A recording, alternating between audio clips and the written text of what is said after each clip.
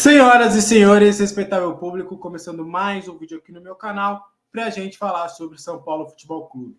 Prazer, para quem não me conhece, sou Alexandre Vieira, passagens por Bola VIP, Estadão e Terra, e agora diariamente trago informações sobre o Tricolor Paulista. Já te convido para deixar o like, se inscrever no canal e ativar o sininho das notificações para ficar por dentro de tudo que acontece nos bastidores do mais querido. Vamos já trazer informações, vamos falar um pouquinho sobre essa entrevista do Galopo, né? Repercutir um pouquinho esse burburinho, né, que aconteceu. Para quem não sabe, eu vou até pegar as aspas aqui para deixar tudo bonitinho.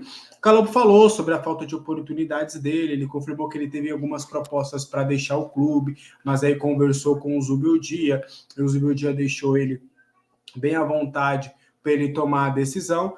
E aí ele falou, né, em entrevista para a ESPN, abre aspas, falei com o Zubeldia quando tive todas essas propostas, essa incerteza. Ele manifestou que a decisão era minha. Depois, quando eu pensei bem, decidi ficar no São Paulo, porque queria voltar a ser protagonista. Comuniquei para ele e ele falou que estava bem, a decisão era minha. Depois disso, não tive mais relação, não teve mais conversa. E aí depois ele fala, né, que ele teve que escutar as propostas e tudo mais. E aí fica a questão, né? Não é intrigante um jogador que não joga, a maior contratação da história do clube e tudo, dar uma entrevista exclusiva para falar sobre essas situações? Será que o time era correto? Será que não foi justamente para queimar o Zubeldia? Fica mais uma vez claro esse processo de fritura que acontece de fato dentro do São Paulo hoje. E qual que é o sentido? Né? Porque se você não quer o treinador de fato, você chega para o presidente e fala: presidente, não estou gostando do técnico, precisamos trocar. Aí cabe ao presidente trocar ou não, mas aí fica esse processo chato, porque parece que é cada um querendo ficar, sabe, com a razão, cada um querendo com seu cada qual, e o São Paulo, ó, no fim das contas, tudo isso é o São Paulo, ó. Não é dirigente, não é funcionário, não é ninguém, é o São Paulo que está se ferrando. Qual que foi o sentido do Galopo fazer uma entrevista agora, nesse momento? Foi uma entrevista que só piorou as coisas. O time muito errado. Completamente, assim, fora de cogitação qualquer essa possibilidade. E aqui não vai a minha crítica à imprensa, à ESPN. A ESPN fez o papel dela. Cabe ao clube se blindar nesse momento. O Júlio Casale já falou inúmeras vezes, não é um momento de união. Qual que é a união depois dessa entrevista? Qual que é o sentido de todo mundo pegar a mão de todo mundo e falar: estamos juntos pelo São Paulo? Soa completamente contraditório, sou completamente hipócrita essa situação. Porque cá entre nós também, o Galopo, assim, ele treina bem, ele não, profissionalmente, não dá para questionar nada do Galopo. Ele é um profissional ímpar. Vai em viagem quando não é relacionado, tá lá nos jogos, ele vive o clube. Só que dentro de campo nunca, de fato, fez por merecer uma titularidade. E aí fica uma responsabilidade em cima do Zubeldia, frita o cara às vésperas de um jogo importante contra o Vasco, que você precisa de uma Libertadores, você precisa estar na Libertadores ano que vem. O que isso ajuda? O que isso agrega? Absolutamente nada. Um timing completamente errado, sabe? Foi justamente o processo de fritura do Zubeldia, sabe? Parece que ninguém tem coragem de chegar e falar: eu não quero o Zubeldia, eu tô falando, eu sou contra o trabalho dele, mas eu tenho um caráter, eu sou um homem de palavra, eu sou um homem que ama a instituição São Paulo, e por mais que eu não goste do trabalho dele, eu vou fazer o máximo para dar o meu melhor e fazer esse cara, mesmo eu não gostando do trabalho, fazer o melhor dele, porque quem está ganhando é o São Paulo. Mas parece que o discurso de mudança, que o discurso de união, está só pelo lado do presidente Júlio Casares, e o restante, ó, tá pouco se lixando. Essa aqui é a verdade. Bom, deixa aí nos comentários o que você achou dessa entrevista do Galopo. E de novo, tá?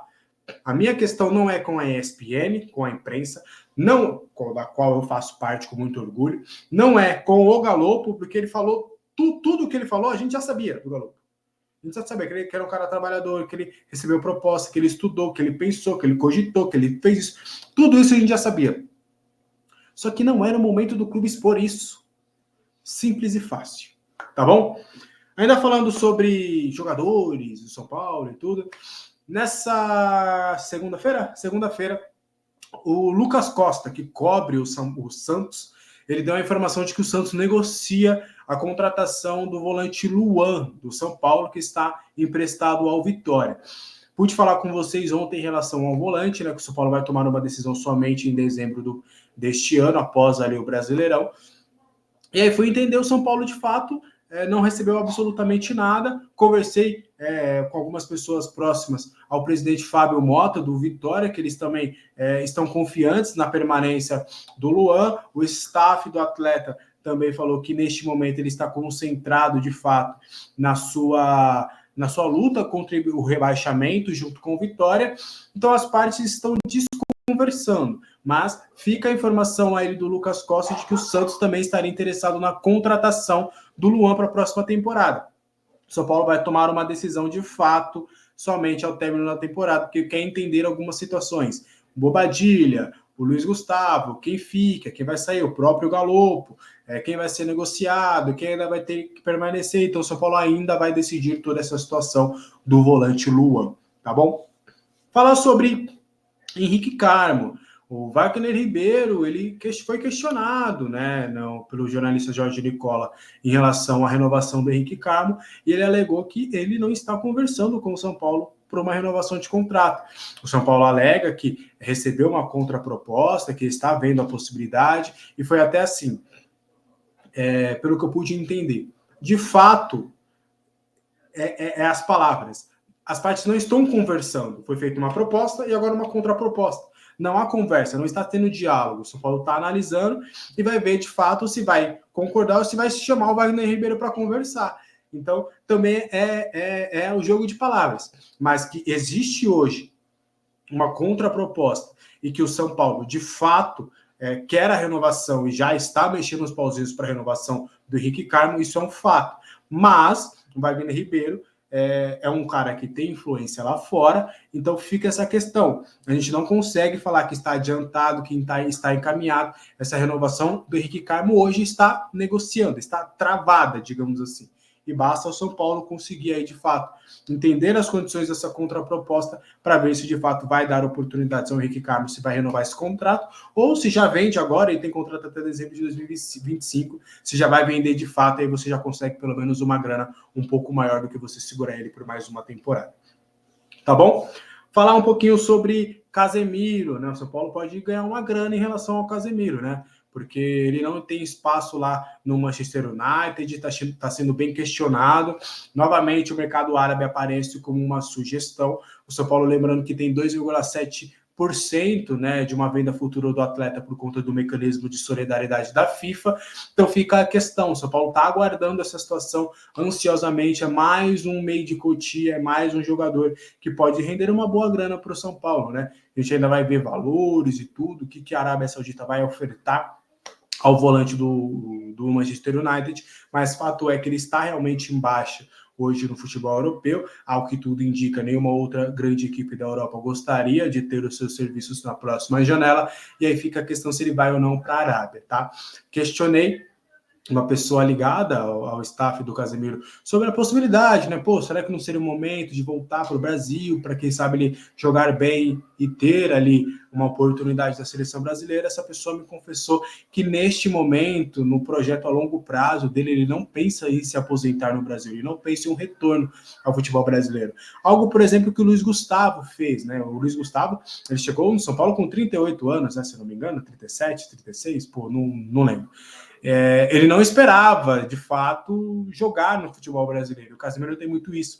Ele não pensa em voltar e retornar para o Brasil, porque ele entende que aqui é uma pressão absurda, que, enfim, ele tem as questões dele, mas, de fato, pelo menos neste momento, o Casemiro não pensa em voltar ao São Paulo para encerrar a carreira ou para qualquer outro clube do futebol brasileiro.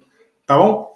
Para a gente fechar, em relação ao jogo contra o Vasco, a gente já adiantou que o Yamal Lewis e o Lisieiro são dúvidas para o confronto contra o Vasco, né? O Yamal por conta da data FIFA que ele jogou pela sua seleção, o Lisieiro por conta do nascimento do filho, vai depender aí de como ele se reapresentou nos treinamentos. 2 desfalques certos, Ferrarese e Bobadilla, ambos jogam hoje, nesta terça-feira, pelas eliminatórias sul-americanas da Copa do Mundo. Então, obviamente, eles não terão condições de, em menos de 24 horas ou 24 horas depois, estarem disponíveis para o confronto contra o Vasco. E aí fica a questão da escalação. Eu, Alexander, eu não descartaria a entrada do Juan Tressoldi pela direita com o Alan Franco pela esquerda, mas ele pode fazer a inversão do Alan Franco para a direita e o Sabino, seu zagueiro, pela esquerda. Na vaga do Bobadilla fica a questão, Santi para dar uma proteção ou Marcos Antônio para dar mais saída de jogo, e aí deve ser as únicas alterações de fato que o Zubeldia vai promover para o São Paulo para essa partida. Tá bom? Espero que você tenha gostado do vídeo. Uma ótima terça-feira para todo mundo. Hoje, às 7 horas, estarei ao vivo para trazer tudo sobre o São Paulo Futebol Clube. Estarei lá com o lead, com os maiores tricolores do mundo, para a gente bater aquele papo gostoso. Na segunda-feira, né, na noite de ontem, eu estive com o Matheus Segato também, às 8 horas, trazendo algumas informações. Então você pode também voltar e assistir a live de ontem com o Matheus. Beijão, ótima terça-feira para todo mundo. Cuidem-se, até a próxima. Tchau.